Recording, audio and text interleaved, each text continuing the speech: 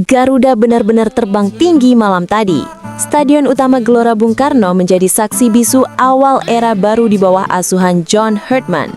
Tidak tanggung-tanggung, Saint Kitts and Nevis dilibas 4 gol tanpa balas. Kemenangan ini bukan sekedar skor telak, tapi juga membawa kabar luar biasa. Timnas Indonesia resmi merangkak naik ke peringkat 120 dunia. Apa rahasia di balik kemenangan ini? Dan siapa saja aktor utamanya? Mari kita bahas. Turun dengan formasi menyerang sejak menit awal, skuad Garuda langsung mendominasi. Debut John Herdman terasa sangat manis. Di menit ke-15, kebuntuan pecah. Berawal dari umpan terobosan cerdik oleh Romeni, Beckham Putra dengan dingin mengecoh kiper lawan dan menceploskan bola ke gawang kosong. 1-0 untuk Indonesia. Tak butuh waktu lama bagi Beckham untuk menunjukkan kelasnya. Menit ke-25, ia kembali mencatatkan namanya di papan skor lewat brace atau gol kedua yang sangat berkelas. Koordinasi lini tengah yang diisi Jordi Amat dan Calvin Verdonk benar-benar membuat Saint Kitts kewalahan. Babak pertama ditutup dengan keunggulan nyaman 2-0. Memasuki babak kedua, intensitas serangan tidak mengendur. Menit ke-53, giliran oleh Romeni yang menunjukkan ketajamannya. Memanfaatkan kemelut di depan gawang, ia menambah keunggulan menjadi 3-0. Pesta gol Garuda akhirnya ditutup oleh pemain muda berbakat, Mauro Zylstra, pada menit ke-75. Lolos dari jebakan offside, Mauro dengan tenang menaklukkan kiper Julani Archibald. Skor 4-0 bertahan hingga peluit panjang dibunyikan. Dominasi total terlihat dari statistik penguasaan bola dan jumlah peluang yang kita ciptakan semalam. Kemenangan telak ini membawa dampak instan pada posisi kita di mata dunia. Berdasarkan live ranking FIFA, Indonesia mendapatkan tambahan sekitar 3,96 poin. Tambahan ini cukup untuk membuat kita menyalip Namibia dan kini bertengger di peringkat 120 dunia. Ini adalah progres yang luar biasa. Kenaikan peringkat ini sangat krusial untuk memperbaiki posisi pot kita di undian Piala Asia 2027 mendatang. Kita semakin mendekati Thailand dan Vietnam di level ASEAN. Kemenangan ini sekaligus memastikan langkah Indonesia ke final FIFA Series 2026. Lawan berat sudah menanti, yaitu Bulgaria, yang akan bertanding di GBK pada 30 Maret mendatang. Bulgaria sendiri baru saja menang besar 10-2 atas Kepulauan Solomon. Ini akan jadi ujian sesungguhnya bagi strategi John Herdman. Menurut kalian, apakah Garuda mampu mengalahkan Bulgaria dan terus naik di ranking FIFA? Tulis prediksi skor kalian di kolom komentar di bawah ini. Jangan lupa klik like, subscribe, dan nyalakan loncengnya agar tidak ketinggalan info terbaru seputar Timnas Indonesia.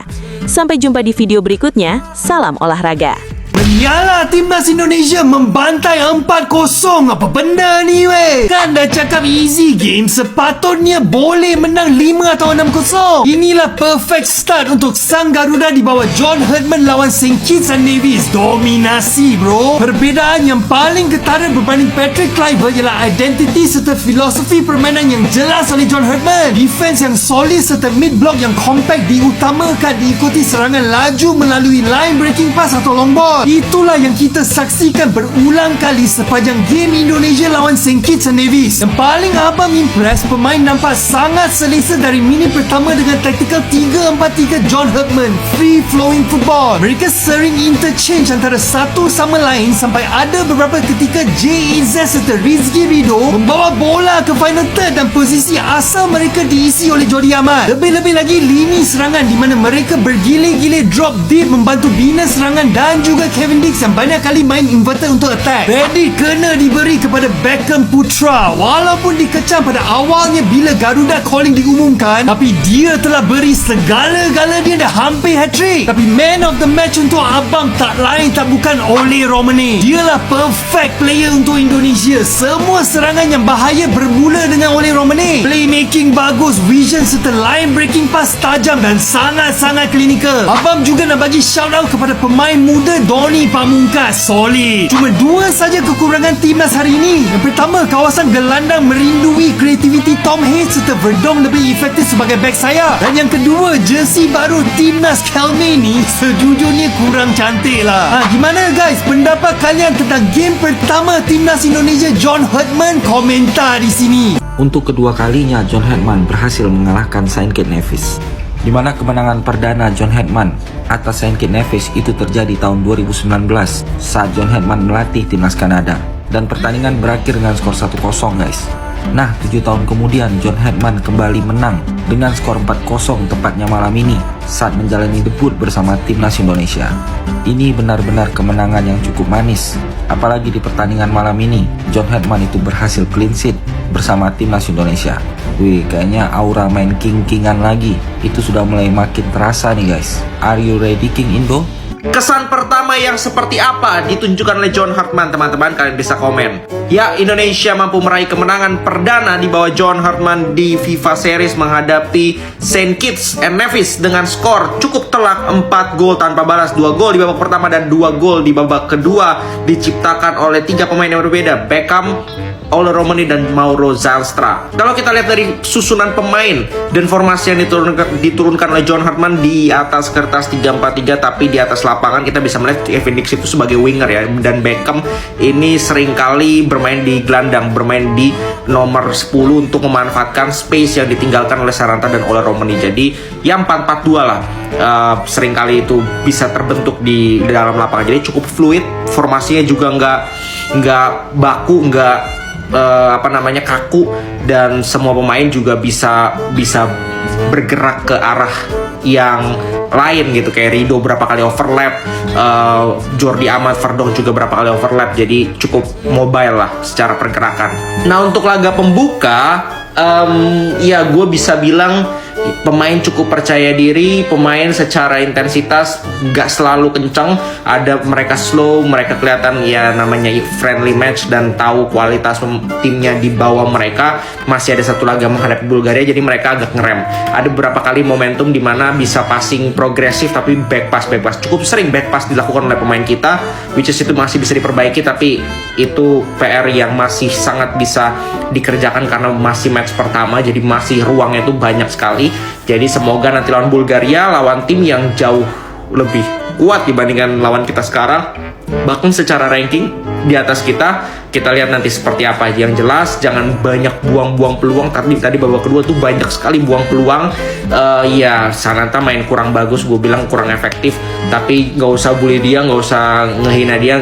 Gue rasa tidak ada pemain yang layak dibully dan dihina di match tadi, walaupun mainnya kurang, but yeah, that's football. Kita lihat nanti lawan Bulgaria. Oke? Segitu dulu. Apa itu Beckham Putra itu? Ngapain dong dibawa ke timnas? Titipannya siapa sih ini Beckham Putra? Kayak gak ada pemain lain aja selain Beckham Putra. Itulah perkataan-perkataan netizen. Yang kecil aja jarang dibeliin mainan, yang nonton Tunggu Aku Sukses nanti nangis, yang kurang kasih sayang, yang tidur AC-nya dobelan sama kamar sebelahnya, yang seharusnya sudah tidak berkicau lagi di pertandingan tadi boy. Karena pasalnya Beckham Putra salah siap berganti nama menjadi Bungkam Putra. Dua gol yang bagus, dua selebrasi yang benar-benar satu begini. Jangan ada Beckham terus disangsi lo, seolah memberikan sinyal kalau Doi itu bisa. Mari kita bahas boy. Kalau lo nonton pertandingan tadi, Doi mainnya benar-benar mengerikan. Kombinasinya bersama Ole dan juga Donitri itu benar-benar fluid sekali. Dan ada beberapa hal yang mau gue notice banget dari cara mainnya Doi di timnas ini. Yang pertama yang sangat terlihat itu adalah kepercayaan diri. Gokil bos, Doi bener-bener kayak back heel ya kan, terus no look pass, ngeri banget. Dan ini sangat penting sebagai seorang pemain supaya bisa perform di lapangan. Dan kalau kalian lihat kepercayaan dirinya itu terlihat dari 2 gol kontribusinya bos. Gol pertama Doi gocek kiper, itu butuh banget composure. Doi pegang bola tuh nggak cuma ngeliat bola doang, dia ngeliat kiper geraknya kemana. Gol kedua juga sama, dia ngeliat kiper jatuh, finishingnya ke atas. Ini yang gue bilang Doi itu punya teknik di atas rata-rata pemain lokal. Dan gue bingung masih ada yang bilang Doi itu nggak layak. Bingung gua. Oke lah, lawannya St. Kitts Nevis gitu. Ya jelas jauh sama Jepang, Saudi jauh bos. Cuma kalau Doi tidak dikasih kesempatan untuk bisa membuktikan diri di level kayak tadi, ya gimana? Masa mau dikasih mainnya langsung lawan Jepang, lawan Saudi? Sabar. Ingat target kita itu adalah Piala Asia 2027 dan Piala Dunia 2030. Which mean pemain-pemain ini tuh butuh waktu untuk berkembang lagi sampai ke peak performanya. Dan sebagai atlet profesional, Beckham itu benar-benar tahu gimana caranya Doi membungkam orang-orang yang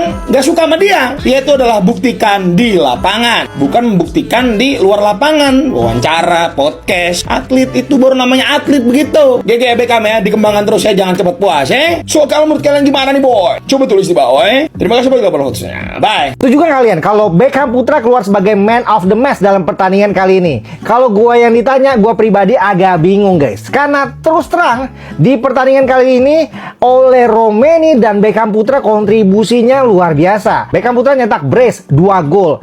Sedangkan oleh Romeni 2 assist dan 1 gol. Kalau gua pribadi ini head to headnya agak bingung nih. Kalau ada yang bilang oleh Romeni sebagai man of the match, menurut gua juga layak. Karena oleh Romeni rajin banget turun ke bawah, ke kiri, ke kanan, cari bola, buka peluang, kasih assist, dan dia juga nyetak gol. Menurut gua harus diakui kedua pemain ini luar biasa. Tapi terlepas dari kedua pemain ini, semua pemain timnas Indonesia bermain cukup bagus, walaupun ada beberapa yang masih kurang. Dan satu lagi, pemain yang perlu banget di highlight yaitu Donitri Pamungkas. Gila ini pemain, 90 menit plus lari mulu, kagak berhenti, kagak capek banget. Bantu nyerang, bantu pertahanan, bola mati, free kick, corner. Bagus banget. Kasih kredit yang tinggi untuk John Hartman untuk memasang Donitri sebagai left back dalam pertandingan kali ini. Pas banget, nggak kurang, banyak lebihnya.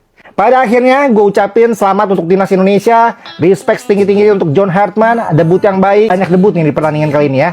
Gol debut Beckham Putra untuk timnas, dan clean sheet untuk Martin Paes. Tapi jangan terlalu seneng karena yang kita lawan ini peringkat 154. Nanti hari Senin baru lawan tuh Bulgaria, peringkat 80 besar. Nggak akan mudah, jauh lebih sulit. Itu adalah pertandingan sesungguhnya. Kalau gue sih tetap optimis. Kalau kalian gimana? Suka sama konten gue? Silahkan follow. Nanti kita ketemu lagi live reaction di hari Senin. Komentarnya sikat. Jujur gua happy banget malam ini, bukan cuman karena timnas menang, tapi dua pemain ini bro, yang satu dari Persib Bandung, yang satu dari Persija Jakarta, sama-sama ngejebolin. Ya Allah, happy banget gua. Gua berharap supporter kita, kalian dari tim manapun, semoga sama-sama mendukung pemain kita dan tanpa ada yang menjatuhkan satu sama lain. Kita dukung timnas kita lawan Bulgaria, semoga bisa juara di ajang FIFA Series ini. Jujur aja di match ini gua kagum banget sama Ole Romeni, karena ini striker luar biasa, mau turun ke belakang, ngebuka ruang, dan keren parah lah pokoknya. Kalau kalian siapa coba pemain yang kalian kagumi di match malam ini? Tulis di kolom komentar. Dadah.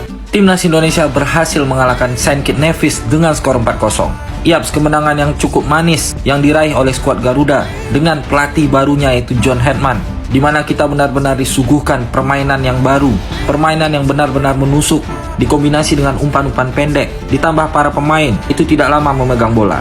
Yap, start yang cukup menjanjikan dari seorang John Hartman, apalagi seorang Ole Romeni yang benar-benar menjadi playmaker dalam pertandingan kali ini guys. Umpan-umpan manisnya, dan bisa dibilang itu umpan kelas dunia. Dan tidak lupa juga Beckham Putra yang benar-benar menunjukkan ketajamannya dalam match kali ini.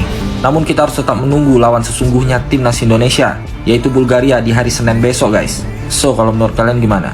Dipuji tidak terbang, dibully cetak 2 gol. Itulah Beckham Putra tadi malam, teman-teman. Mana nih yang kemarin-kemarin ngujat-ngujat Beckham, kemana nih? Beckham Putra sama Ole Romeni begini nih selebrasinya. Nyampe tuh dia berdua. Yang ngehujat begini.